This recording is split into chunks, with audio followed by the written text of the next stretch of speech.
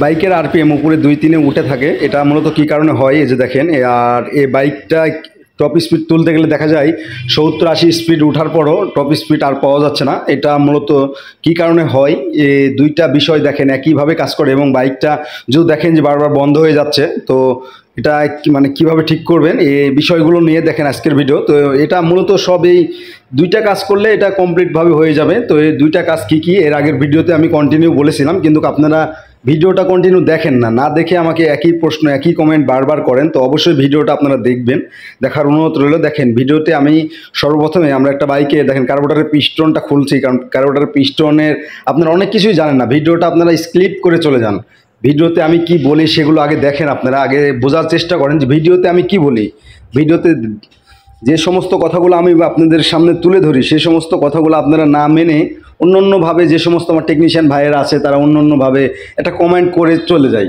আসলে কমেন্ট করলে এখানে হলো না। দেখেন এই যে দেখেন পিস্টন খোলা হয়ে গেছে। এই পিস্টনে অনেক জায়গাতে দেখা যায় এই পিস্টন দাগ হয়ে গেলে এই পিস্টনে সিরিজ মারে। এই যে দেখেন এই পিস্টনটা একটু আটকে যাচ্ছে। আটকে যাওয়ার জন্য টপ স্পিড বাইকের কম পাওয়া যাচ্ছে, 70-80 স্পিডে বাইকটা আটকে যাচ্ছে এবং এই বাইকে রানিং অবস্থায় বন্ধ হয় এবং এই যে এই আরপিএম মিটার 2-3 আটকে থেকে যায়। তো এটা মূলত কী কারণে হচ্ছে, এটা মূলত এই যে পিস্টনের কারণে। আরেকটা কারণ আছে যেটা কমন প্রশ্ন, যে দেখেন এখানে যে দাগগুলো আছে এই দাগের এখানে অনেকে আছেন এখানে 0 সিরিজ ব্যবহার করেন। এখানে আসলে 0 সিরিজ বলেন আর যে কোনো সিরিজই এখানে ব্যবহার করা যাবে না। এটা আটকে যেতে পারে, যে কোনোভাবে এটা আটকে যেতে পারে। তো এটা আটকে গেলে আপনারা কি করবেন, এই যে দেখেন এটা সুন্দর করে আগে পরিষ্কার করে নেবেন। নেওয়ার পর এই যে দেখেন উপরে যে ইয়েটা আছে, ফ্রেমটা আছে, রাবার যেখানে বসানো হয় সেখানে এখানে নর্মাল আটা দিতে হবে। এখানে কোনো হার্ড আটা ব্যবহার করা যাবে না। হার্ড আটা ব্যবহার করলে রাবারটি নষ্ট হয়ে যাবে। তো এখানে বেশি ভালো হয় যদি আপনারা ভ্যাসলিন ব্যবহার করতে পারেন। আর এটা যেটা দিচ্ছি এটা একদম নর্মাল আটা, তো এই আটা আপনারা ব্যবহার করতে পারেন।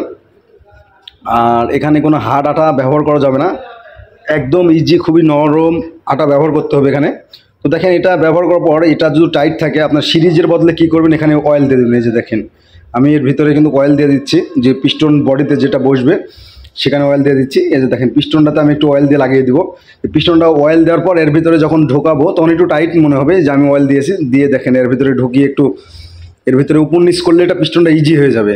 তা আপনারা অনেকে এখানে 0 সিরিজ ব্যবহার করেন, অনেক কিছুই ব্যবহার করেন। আসলে মূলত এখানে 0 সিরিজ বলেন আর যেটাই বলেন ব্যবহার করা যাবে না। এই যে দেখেন উপর নিচ করলে এটা একদম ক্লিয়ার হয়ে যাবে। এটা 2-4 বার উপর নিচ করলে যে জামটা থাকবে সেই জামটা এখানে ছুটে যাবে।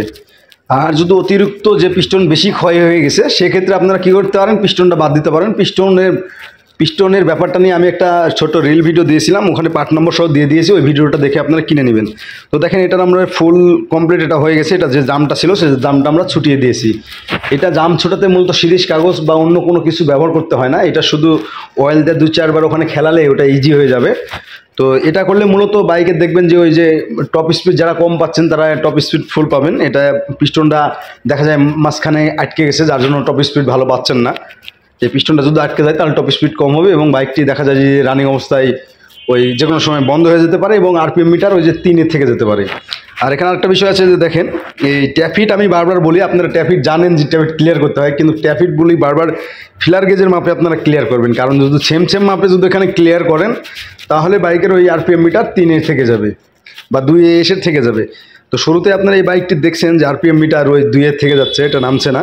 তো এই বাইকটা আমরা ট্যাফিট এবং ওই যে পিস্টনটা ক্লিয়ার করে দিলাম। এই বাইকটার টানটাও খুব সুন্দর আসবে, এখন গাড়ি ফ্রি হয়ে যাবে। এই যে দেখেন আমি বাইকটি স্টার্ট দিয়ে আপনাদের সামনে দেখেন দেখিয়ে দিব, কোথাও আমি হাত দিব না। দেখেন এই যে দেখেন মিটার, এই যে দেখেন 2 চলে আসছে, 1 চলে আসছে, একদম ইজি হয়ে গেছে।